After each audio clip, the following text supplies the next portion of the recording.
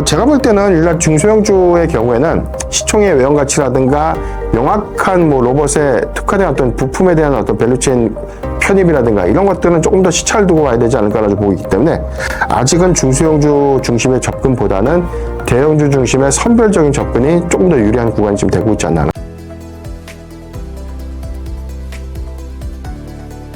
매주 화요일 저녁 8시에 진행되는 무료 특강 아래의 링크에서 신청하세요.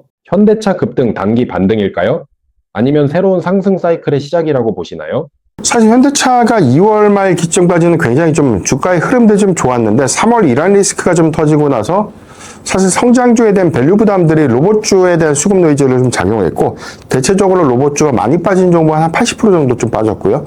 평균적으로 한 50% 정도 이상 주가 조정을 좀 받았는데 4월 기점에서 봤을 때 뭐 지수가 좀 반등을 나왔음에도 불구하고 로봇주 전체적인 내용들을 보면 그 수익 지표 안에서는 굉장히 좀 하회를 했습니다. 상당히 좀 못 올랐던 종목들 많았고.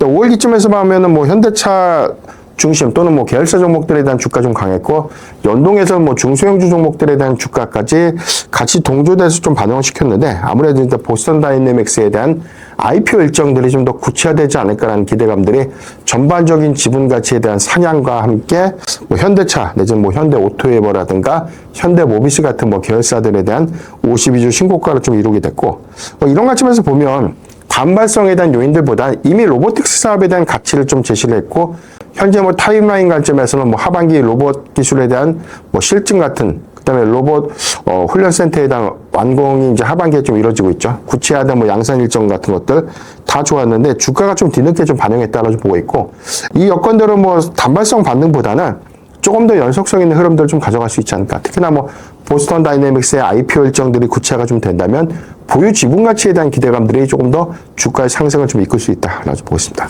현대차 피지컬 AI가 반도체에 이어 새로운 주도주가 될 가능성은 어떻게 보시나요? 일단 뭐 최근 수급 기준을 보면 뭐 주도주의 가능성이 아니라 이미 뭐 주도주로서에 대한 수급을 보여주고 있죠. 그러니까 저는 연속성 있는 관점에서 보면 52주 신고가가 최근에 좀 돌파가 되고 나서 단기적인 주가가 좀 너무 강하게 올라오다 보니까 부담스러운 거 아닌가라고 보고 있는데 그렇게 볼 필요 없다고 봐요. 지금 뭐 비교 지표가 있는데 보스턴 다이내믹스의 지분 가치가 뭐 지금 추정하는 가치는 25조에서 한 30조 정도 추정이 좀 되고 있죠. 최근에 경쟁사로 좀 지목받고 있는 섹터가 종목 중에 하나가 이제 미국의 이제 피규어 AI인데 시리즈 A에서 50억 달러 규모에 대한 투자 유치를 했어요. 이 부분은 뭐 7조 한 5천억 정도 되는 규모인데 일단 이게 뭐 초도 투자 유치라는 관점에서 보면 보스턴 다이내믹스의 경우에는 뭐 구체화된 뭐 양산 일정이라든가 양산이 뭐 가능한 양산품을 좀 만든다는 관점에서 봤을 때는 뭐 상당한 좀 기대 요인들이 좀 될 수 있겠고 IPO 일정들이 구체화가 된다면 보유 지분 가치에 대한 반영들이 좀 일어날 수 있는 부분이기 때문에 전체적으로 봤을 때 한 80% 정도 안분되는 부분, 현대차 계열사 부분들에서는 한 24조 이상 정도가 장부상 가치로 좀 반영될 수 있는 부분이기 때문에 이 가치 반영되는 부분들만 놓고 보더라도 현재 주가 대비해서 저는 뭐 추가적인 상승 여력은 최소 30% 정도 이상은 더 여지가 좀 남아있지 않나라고 보고 있습니다. 6월 10일 피파 월드컵 개막을 앞두고 현대차가 보스턴 다이내믹스 로봇을 활용한다고 밝혔는데요. 이런 흐름이 현대차를 다시 평가하게 되는 계기가 될 수 있을까요?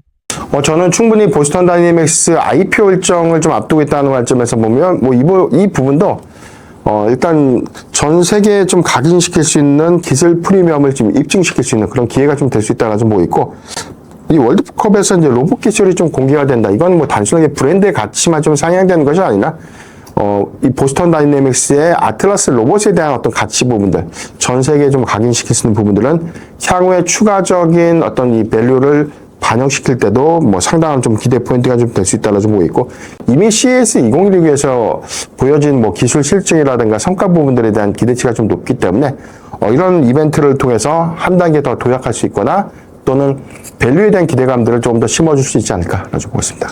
보스턴 다이내믹스 상장 가능성과 예상 시점은 어떻게 보고 계신가요? 일단 뭐 시점이 6월 20일 기점에서 보면 주주간 풋옵션 계약이 좀 만기가 되고 있는데 이 기한 때문에 최근에 이제 IPO 일정에 대한 기대감이 좀 부각된 거다라고 좀 보면 좋을 것 같아요. 일단 2021년도 현대차 그룹이 일단 이 보스턴 다이내믹스의 지분을 한 1조 2천억 원에 좀 인수를 좀 했었고요. 이후에 추가적인 유상증자를 통해서 전반적인 지분율은 현대차 그룹 글로벌이 한 91% 정도 좀 갖고 있습니다. 여기다 해서 소프트뱅크가 지분 20%에서 현재 한 9% 정도 좀 낮아진 상태인데, 이후에는 유상증자에 좀 참여하지 않으면서 일단 지분율이 좀 내려간 상태고요. 당시에 이제 소프트뱅크와 체결했던 주주간 계약서에 따르면 4년 이내 소프트뱅크가 좀 보유하고 있는 지분을 인수하든지 또는 이제 보스턴 다이내믹스 이제 상장을 확정하든지 두 가지에 대한 선택지가 좀 있었고, 이 시점이 이제 작년 6월이었는데 특약 조항 때문에 1년간 더 연장할 수 있는 조치 때문에 작년에 1년 연기가 좀 된 것입니다. 그래서 이번 6월 20일에 현대차 그룹의 경우에는 이 소프트뱅크의 지분을 인수하든지 아니면 보스턴 다이내믹스의 이제 IPO 일정을 좀 확정하는 또는 이제 구체화되는 어떤 의사결정들을 해야 되는 시점이기 때문에 아무래도 이제 시장의 기대감들이 이번에는 연기가 아니라 조금 더 이제 구체화된 일정들이 좀 발표되지 않을까라 좀 보고 있기 때문에, 소프트뱅크 역시도 현재 상향된 지분 가치를 좀 고려해 보면 지분을 굳이 매각할 이유는 좀 없어 보인다. 좀 보면 좋을 것 같습니다. 시장은 현대차에 집중하고 있지만 기아 역시 보스턴 다이내믹스 수혜 가능성이 있다고 보시나요? 현재 보스턴 다이내믹스 지분 구성 아까 말씀드렸는데 현대차 그룹 글로벌이 91% 좀 보유하고 있어요. 여기 안에서는 현대차가 28.2%를 좀 지분 갖고 있고, 기아가 17.8%, 현대모비스가 11.4, 정의선 회장이 23%, 글로비스 한 12% 이렇게 갖고 있는데, 비중을 보면 이제 기아가 현대차 그룹 글로벌 지분 17.8%를 좀 갖고 있다 보니까 아무래도 이제 간접 형태의 지분을 좀 보유하고 있는 셈이죠.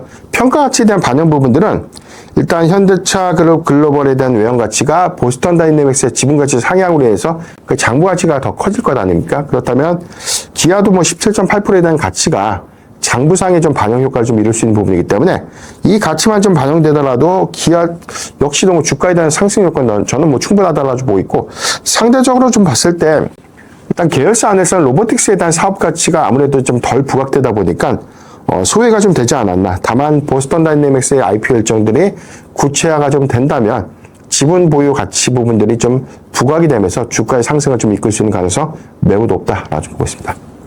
반도체가 삼성전자, SK하이닉스 중심으로 움직이듯 로봇주도 현대차가 올라야 로보티즈 등 중소형주들이 함께 갈 수 있다고 보시나요?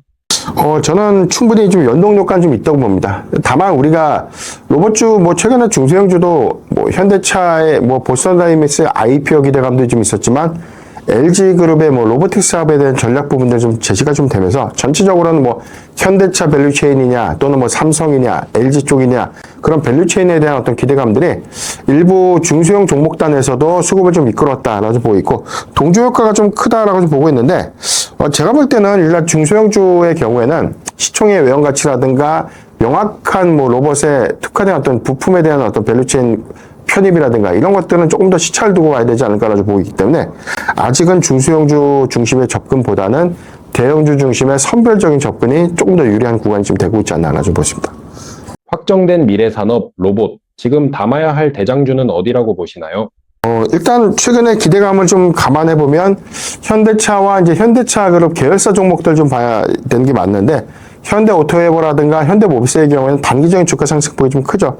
이런 관점에서 보면 현대차의 추가적인 상승 여력 부분들은 기대 포인트가 좀 된다. 그래서 저는 이런 관점에서 보면 수급적인 기조에서는 현대차, 현대모비스가 좀 더 매력적인데, 보스턴 다이내믹스 IPO 일정들이 확정이 되거나 구체화가 되는 시점이라면 저는 기아차를 좀 봐야 될 것 같아요. 기아의 경우에는 로보틱스 사업에 대한 사업 가치가 다른 계열사 종목들보다는 반영이 좀 됐고, 전체 지분은 한 17.8% 결코 낮지가 않습니다. 이 부분에 대한 장부 평가에 따른 밸류제 평가 부분들은 주가 상방을 상당히 좀 이끌 수 있는 기회가 좀 될 수 있다라고 보고 있습니다.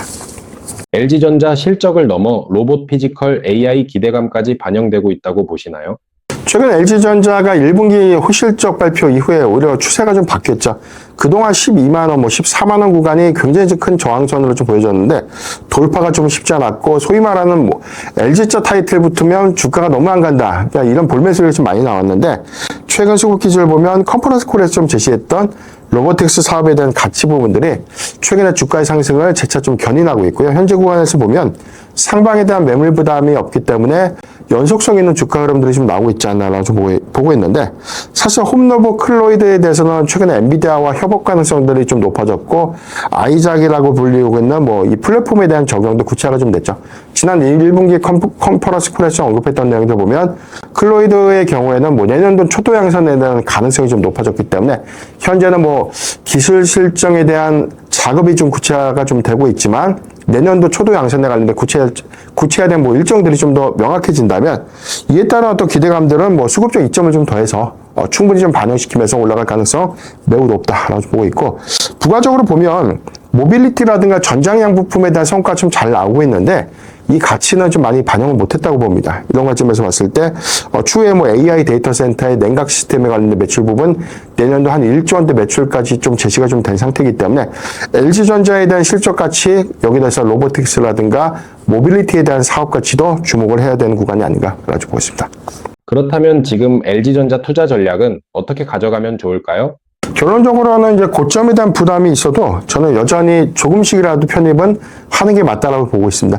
신고가 종목들이 재차 상승에 대한 고점을 연일 경신하고 있는 모습 보이고 있는데, 수급이 좋아서가 아니라 LG전자가 상대적으로 다른 로봇 기업에 대한 가치를 덜 부각시켰죠. CS에서도 뭐 최근 3년간 뭐 제품이라든가 기술에 대한 공개들도 활발하게 좀 잘 이루어졌는데, 현대차 뭐 삼성이랑 로보틱스 사업에 대한 전략보다는 상당히 좀 가치에 대한 반영이 좀 더디게 좀 이루어지고 있고, 현재 그 반영을 이뤄가고 있는 구간이다라고 보고 있기 때문에 저는 현재 구간 전혀 뭐 비싸다라는 생각 좀 하고 있지 않습니다. 여기서 추가적인 어떤 업사이드를 좀 더 주목해 보면 비싸더라도 좀 사는 전략, 또는 조정이 온다면 좀 비중을 늘려가는 전략이 유효하다는 점 잘 참고하면 좋을 것 같습니다.